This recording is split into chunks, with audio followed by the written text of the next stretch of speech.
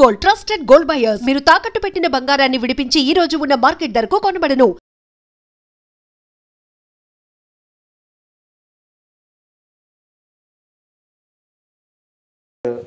మీ మీద నాకు ఒక కంప్లైంట్ ఉంది సార్. ఆ కంప్లైంట్ అంటే అది నాది కరెక్టేనా లేదు నువ్వు తప్పుగా అర్థం చేసుకున్నావు రాజా అంటారా? నేను అడుగుతాను, మీరు చెప్పండి దానికి. దాసరి నారాయణరావు గారు సార్ ఇండస్ట్రీకి పెద్ద దిక్కు. ఆయన పరిష్కరించినన్ని సమస్యలు కానీ, ఆయన ఆదరించినటువంటి మనుషులు కానీ, సో అంటే పరిశ్రమలు ఎవరికి ఏ కష్టం వచ్చినా దాసరి గారు ఉన్నారు, ఆయన కాంపౌండ్లోకి అడుగు పెడితే ఆ సమస్య పరిష్కారం అవుద్ది అని చెప్పి ఒక నమ్మకం ఉండేది. అయితే దాసరి గారి చుట్టూ ఒక కొంత వలయం ఉండేది మీలాంటి వాళ్ళు.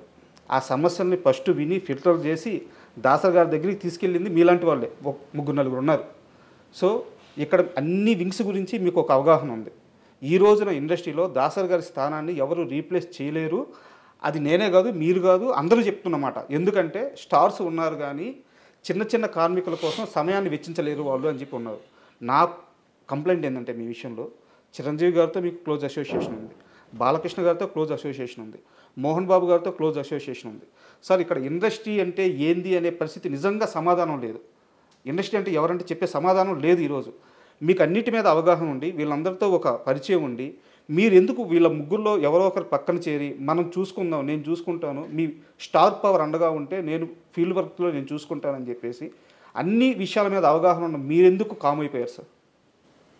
ఇది సర్వీస్ చేయటానికి ఎఫోర్డబిలిటీ ఉండాలి సార్. నేను ఇందాకే చెప్పాను, ఫస్ట్ క్వశ్చన్లోనే చెప్పాను. జీవితం, నిజ జీవితం వేరు, ఈ మీరు మాట్లాడుకోవటం వేరు సార్. ఇప్పుడు మీరు నలుగురికి నేను అవైలబుల్గా ఉండాలి, 100 మందికి అవైలబుల్గా ఉండాలి.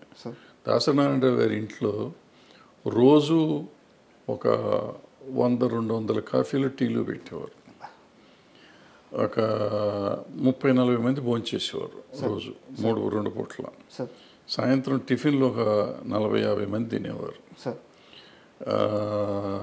ఆయన నెలకి ఒక 15-20 మందికి నెల డబ్బులు పంపించేవాడు. సంబంధం లేకపోయినా అవసరం మీరు ఇందాక అడిగారు కష్టాలు ఉన్నవాళ్ళు అని చెప్పి, అటువంటి వాళ్ళు తెలిసిన వాళ్ళకల్లా డబ్బులు పంపించేవాడు నెల కవర్లు వెళ్ళి. న్యూ ఇయర్ రోజు డబ్బులు ఇచ్చేవాడు, అయ్యప్ప మాలేసినప్పుడు డబ్బులు ఇచ్చేవాడు. ఏదో రకరకాలు చేస్తూ ఉండేవారు. ఇది కాకుండా సమస్యలకి చేస్తూ ఉండేవారు. మళ్ళీ పెళ్ళిళ్ళని పెటాకులని పోయినప్పుడు వచ్చినప్పుడు ఇస్తూ ఉండేవారు. ఇందులో ఏ ఒక్కటి నేను చేయలేను. నేను ఒక్కళ్ళకి రోజు ఇప్పుడు ఫర్ ఎగ్జాంపుల్ మీరు సమస్య ఉండి వచ్చారు, మీకు మంచినీళ్ళు కూడా నేను ఇవ్వలేను సార్.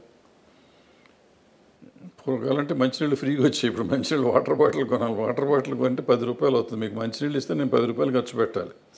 సమస్య మీది, ఖర్చు నాది. నేను పెట్టే పరిస్థితిలో లేను, నేను చేయలేను అంత.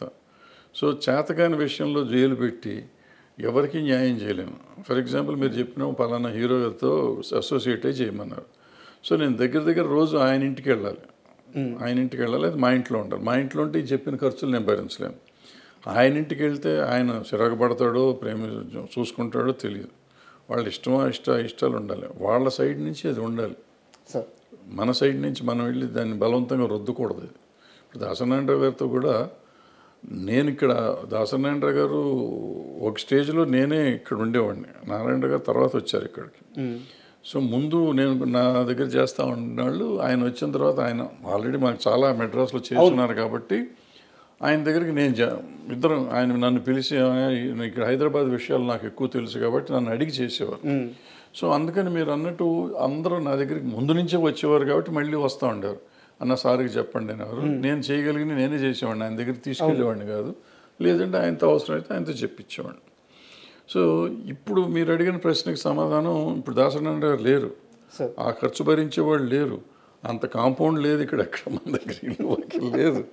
ఈ జరగని పనులు ఇవన్నీ. మరి ఎవరు సార్ ఇండస్ట్రీ పెద్ద? ఇప్పుడు ఇంకా పెద్ద, అసలు పెద్ద అనేది ఉద్యోగం కాదు, ఇది ప్రెసిడెంట్ ఆఫ్ ఇండియా లాగా పోస్ట్ కాదు అది. ఆయనకి తెలియకుండా ఇప్పుడు ఒక మనిషి ఒక దాసరి నారాయణరావు అవ్వలేడు నాకు తెలిసి. ఎవరు?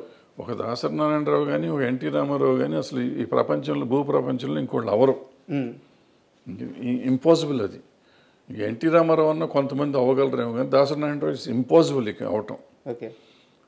అది మనిషి మానవ మాత్రుడి వల్ల కాదు. అది ఒక మనిషి అన్ని పనులు చేయలేడు.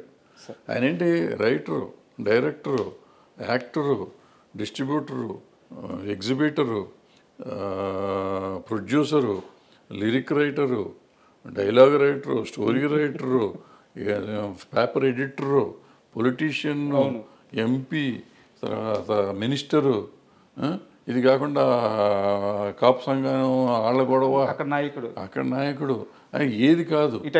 ఈ సినిమా ఇండస్ట్రీలో పంచాయతీలు అసలు ఒక రోజునని 6 షూటింగ్లు 7 షూటింగ్లు జరిగిన రోజులు ఉన్నాయి. ఈ రోజుల్లో కూడా పంచాయతీ చేసేవాడు. మనిషికి ఎట్ట కుదురుతుంది? 6 సినిమాలకి డైలాగులు రాలి. ఒక సంవత్సరంలో ఆయన 12 సినిమాలు 14 సినిమాలు రిలీజ్ అయినాయి. ఓ మనిషి 14 సినిమాలు ఎట్ట రిలీజ్ చేయగలడు ఒక సంవత్సరంలో? షూటింగ్ ఎన్ని చేయాలి? నెలకు 1 సినిమా తీసేయగలడా ఎవడన్నా? ఇవాళ తీస్తానికి 3 ఏళ్ళు పడుతుంది ఒక సినిమా తీస్తానికి. కథ రాయడానికి 2 ఏళ్ళు పడుతుంది. 6 నెలలు లేకపోతే కథ రాయమంటున్నారు ఇప్పుడు కొత్త డైరెక్టర్లు అందరూ. ఇప్పుడు ఈ పరిస్థితుల్లో ఆయన ఎట్ట చేసేవాడు ఏంటి? అలాంటి మనిషి అసలు రాడు.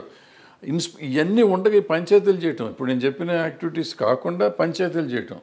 వీళ్ళందరి కష్టాలు వినాలి కదా. వచ్చినప్పుడు ప్రతివాడు కష్టం వినాలి. షూటింగ్ చేస్తాడా? ఇప్పుడు ఆయన పక్కన 4 ఫ్లోర్లో షూటింగ్ జరుగుతుంది. 4 ఫ్లోర్లో షూటింగ్ సంగతి చూడాలా? లేకపోతే నా బోటి వాళ్ళకి డైలాగులు రాసి పెట్టేవాడు అది చూడాలా? లేకపోతే ఈ వచ్చిన పంచాయతీ చూడాలా? లేకపోతే ఈ కాపు సంఘం మీటింగ్ చూడాలా? ఏది చూడాలి? అందరూ అక్కడ బయట వెయిటింగ్లో ఉండేవారు. మానవుడికి సహజం అది కుదురుతుందా? ఇవాళ నేను చెప్పే ఎవరికన్నా ఏ పెద్దలకన్నా కుదురుతుందా? చేయగలరా? ఇంపాసిబుల్. అది గురించి మర్చిపోండి. సో ఆ పెద్ద అనేది లేదు, పోస్టు లేదు, ఏం లేదు. ఆయనకి ఏదో వచ్చేసింది, జరిగిపోయింది, ఇంకెప్పుడు జరగదు ప్రపంచంలో. అది ఆయన తెచ్చుకుంది కాదు, ఆయన స్వభావం వల్ల స్వభావం వల్ల వచ్చింది ఆయన. ఇప్పుడు నేనే వెళ్ళాను సినిమా ప్రాబ్లం వస్తే, ఆయనకి నాకు పరిచయమే లేదు, వెళ్ళిపోయి అన్నాడు ఏదో ఆయన చేసి పెట్టేవాడు. సో అట్లా ఎవరు మళ్ళీ వస్తారని అనుకోవటం దురాశ, జరగదు. సార్ అంటే ఇప్పుడున్న పరిస్థితుల్లో ఫిల్మ్ జర్నలిజం గురించి నాకు ఒక క్వశ్చన్ సార్. అంటే మీరు జర్నలిజాన్ని చూస్తున్నారు, ఫిల్మ్ జర్నలిజాన్ని చూస్తున్నారు, మీడియాతో మీకు అసోసియేషన్ ఉంది, మీరు కూడా వర్క్ చేస్తున్నారు. ఇప్పుడున్న ఫిల్మ్ జర్నలిజం చూస్తుంటే మీకు ఏమనిపిస్తుంది సార్? అంటే ఈ రివ్యూ సిస్టమ్ కానీ, అంటే జర్నలిజం కాదా అంటే కాదు. ఇంతకు ముందంటే ఏదో 4 పేపర్లు ఉంటే జర్నలిజం అనేవాళ్ళం సార్. ఏదో నాకు తర్వాత 2-3 ఛానళ్ళు వచ్చినాయి, ఛానల్ అనేవాళ్ళం. ఇవాళ ఏంటంటే సోషల్ మీడియా వచ్చినాక ఎంతమంది మనం సినిమా ఏదైనా పిలిస్తే, మీడియా పిలిస్తే 200 మంది వస్తున్నారు. వీళ్ళంతా జర్నలిస్టులు అంటే జర్నలిస్టులే అంటున్నారు. సో ఇది ఏది జర్నలిజం ఏది కాదు, జర్నలిజం మీద మనం డిస్కషన్ పెడతానికి లేదు. What is journalism, what is reporting అనే డిస్కషన్ వస్తే దానికి ఉండే తేడా దానికి ఉంది, దీనికి ఉండే తేడా ఉంది, వాట్ ఈజ్ రివ్యూ వేరే ఉంది. సో ఇవన్నీ మాట్లాడతామంటే అది వేరే చర్చ అది. సో వీళ్ళలో ఎవరు రివ్యూవర్స్ కాదు, వీళ్ళు ఎవరు క్రిటిక్స్ కాదు, వీళ్ళలో మెజారిటీ అందరూ కాదు, అందులో కొంతమంది నిజమైన క్రిటిక్స్ ఉన్నారు, నిజమైన రివ్యూవర్స్ ఉన్నారు. సో వీళ్ళందరినీ మనం సీరియస్గా తీసుకోవడం అనవసరం. ఎందుకంటే వాళ్ళు యూట్యూబ్ వచ్చినాక అది అందరికీ కొంతమందికి ఉపాధి అయిపోయింది.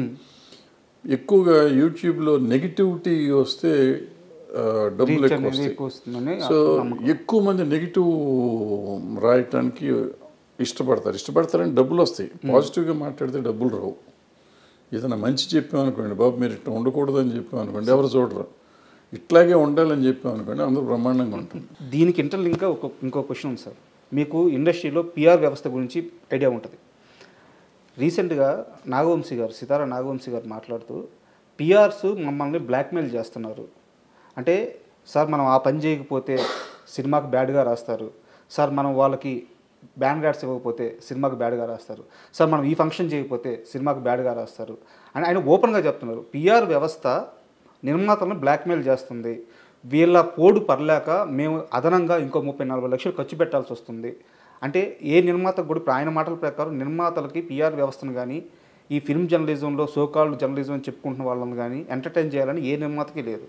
అంటే నిర్మాతలను బ్లాక్మెయిల్ చేసే స్టేజ్కి ఈ పిఆర్ వ్యవస్థ కానీ ఫిల్మ్ జర్నలిజం కానీ వెళ్ళిందే? అసలు ఆ మాట తప్పది. ఇప్పుడు బ్లాక్మెయిల్ చేయబడే పరిస్థితులు నేను ఉన్నానా లేదా? నేను ఒక నిర్మాతగా నా కంటెంట్ని నేను నమ్మాలి. సార్ నేను ఎవరిలో చెప్పిన మాట విని చేయాల్సిన అవసరం లేదు. నాకు అవగాహన ఉండాలి. నేను సినిమా తీసినప్పుడు నేను ఇది చేస్తే ఇది ఉంటుంది, ఇది చేస్తే ఇది ఉంటుంది. సలహాలు తీసుకోవటం తప్పులేదు, సలహాలు ఎవరైనా చెప్తే వినటం తప్పులేదు. బట్ సలహాని ఎంతవరకు మనం వాడుకోవాలనేది మనం ఆలోచించుకోవాలి. పిఆర్లు ఏదో చెప్తూ ఉంటారు. ఇప్పుడు ఏమవుతుంది ఇప్పుడు నేను ఏం చేస్తాను, సినిమా తీసాను అనుకున్నాను ఫర్ ఎగ్జాంపుల్. ఆ సినిమా తీసినాక ఒక సినిమా ఫ్లాప్ అయింది. ఫ్లాప్ అయితే నీ బోటోడు వచ్చి సార్ మీరు సరిగ్గా ప్రమోట్ చేయలేదు సార్ అంటాను. సరిగ్గా ప్రమోట్ చేయలేదంటే నేనేమంటాను, పిఆర్ని పట్టుకుని నువ్వు సరిగ్గా పిఆర్ చేయలేదురా అంటాం. పిఆర్ చేయలేదంటే ఆ పిఆర్ ఏమంటాడంటే నువ్వు అదిగో అక్కడ కవర్ ఇవ్వలేదు, లేదా ఇక్కడ నువ్వు ప్రీ రిలీజ్ ఫంక్షన్ పెట్టలేదు, లేదంటే ఆడియో ఫంక్షన్ పెట్టలేదు, ఏదో పెట్టలేదు, పెట్టుంటే పబ్లిసిటీ అయ్యేది, లేదంటే సోషల్ మీడియా వాళ్ళకి డబ్బులు ఇచ్చి ఉండాల్సింది, లేకపోతే నువ్వు ఇందాక చెప్పినట్టు ఆడియో కొని ఉండాల్సింది, వ్యూవర్షిప్ కొనాల్సింది, ఇటువంటి రకరకాలు ఏదో చెప్తూ ఉంటారు. ఇవన్నీ చేసినప్పుడు మిలియన్స్ ఆఫ్ వ్యూస్ వచ్చిన సాంగ్స్ వచ్చిన సినిమా ఉంది, దానికి ఓపెనింగ్ రాని సినిమాలు చాలా నేను చెప్పగలను, పేర్లు చెప్పగలను. మరి ఎందుకు రావట్లేదు అంటే ఏది బ్యాడ్ టాక్ అంటారు, బ్యాడ్ రివ్యూస్ అంటారు. మనకి మొన్న వచ్చిన కల్కి సినిమా ఉంది, 2.5 ఇచ్చారు చాలామంది, బ్యాడ్ రివ్యూ కూడా ఉంది. మరి అది చాలా 1200 కోట్లు 1300 కోట్లు చేసిందిగా. మరి ఎందుకు చేసింది? దేవరా సినిమా పోయిందన్నారు, దానికి 2.5 ఇచ్చారు, మరి అది 300-400 కోట్లు చేసిందిగా. సో ఇవన్నీ రివ్యూలను చూసి వస్తారు జనం, రివ్యూలు చూస్తే రారు, లేకపోతే పిఆర్ చెప్తే చేశాడు అనేది. మనం మన సినిమా తీసి సార్ వర్షం వచ్చిందానికి నాకు కలెక్షన్ లేవు, ఎండ ఎక్కువగా ఉంది కలెక్షన్ లేవు, మరి పక్క థియేటర్లో సినిమా ఫుల్ అవుతుంది, పక్క థియేటర్లో సినిమా ఫుల్ అవుతుంది, నా థియేటర్లో ఫుల్ అవట్లా. నా సినిమాకి ఎండ, నా సినిమాకి వర్షం వస్తుంది, కానీ పక్క సినిమాకి ఎండ వర్షం రాదా? సో ఇవన్నీ మనం వంకలు పెట్టుకున్నాం, వంకలైనా మాకు డొంకంతా తిరిగిందంటారు. అది అంటే పిఆర్లు తప్పేం లేదు, పిఆర్లు వాళ్ళు పాప మంచి చేయాలని అనుకుంటారు. ఏమవుతుంది, పక్క సినిమాకి వాళ్ళు పాత ఇంకో పిఆర్ అది చేసి ఉంటాడు, అది చేసినప్పుడు ఆ సినిమా లక్కీగా ఆడి ఉంటుంది. పిఆర్ చేసినందుకు ఆడతారు. ఫస్ట్ మనం తెలుసుకోవాల్సిన ప్రొడ్యూసర్గా ఎవ్వరు చెప్పింది జరగదు, మనం చెప్పింది జరుగుతుంది, మనం అనుకున్నదే జరుగుతుంది. మనం అనుకోవాలి, మనం డిజైన్ చేసుకోవాలి, ప్రతిదానికి మన ఇన్వాల్వ్మెంట్ ఉండాలి. Master of the film, master of the product you should be the producer. అది అయితే ఇవన్నీ రావు, ఇవన్నీ secondary. Of course hero centred industry, hero మూలన నీకు ఓపెనింగ్ వస్తుంది. బట్ ఆ సినిమాలో కంటెంట్ లేకపోతే ఏం లేదు. ఆ కంటెంట్ ఎవరు ఎన్నుకోవాలి, నువ్వు ఎన్నుకోవాలి. లేదు నా హీరో నా మాట ఏం లేదు, ఆయన చెప్పింది నేను చేశాను, ఆయన డేట్ల కోసం నువ్వు ఎంపర్లాడినప్పుడు you are doing a business man. నువ్వు when you are a business మ్యాన్గా నువ్వు చెయ్యి. ఇంకా నీ నువ్వు పిఆర్ని పెట్టుకున్నందుకేగా. ఇంకా పిఆర్ బ్లాక్మెయిల్ చేస్తున్నాడు అంటే ఎందుకు? పిఆర్ చెప్తాడు 30 లక్షలు కదా 50 లక్షలు ఖర్చు పెట్టమంటాడు, నువ్వు పెట్టు. లేకపోతే ఈ పిఆర్ని తీసే అసలు నువ్వే చేసుకో, ఎవడొద్దన్నాడు? దాని మీద కంప్లైంట్ ఇవ్వటం ఎందుకు?